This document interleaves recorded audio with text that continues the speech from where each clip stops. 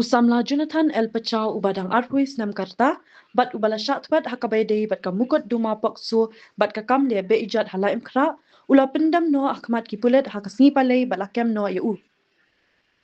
USB ka East Khasi Hills ba Vivek Siem ula ong ba unang syaken no ulawan pendam halaim kra police station bat an sayalam yu hakmat ke yang bishar.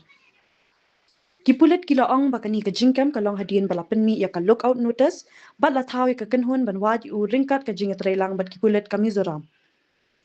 USB ula pentep ru ba kipulit kidang lumi ki jingkran jing kinang sya le be ijat bat kila kentu ki badan jing dai bat kani ka kies ban wan shakmat ban ai jing rap ha ka jing toket.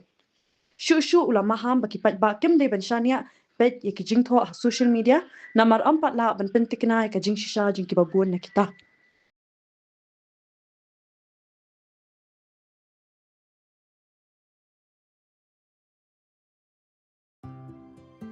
Mornings are always busy. Everything feels fast. I hear mom shouting and I'm trying not to be late. Outside, Shillong is already awake. Cars move slowly, horns are loud. It feels like everyone is in a hurry. Then the STEMS bus comes in, bright and yellow, always on time. The caretaker waves and I feel okay. Inside, we laugh and sing. We share snacks, we help each other with homework. It feels nice. My parents know I'm safe through the STEMS app on Mom's phone. Because this bus isn't just a ride.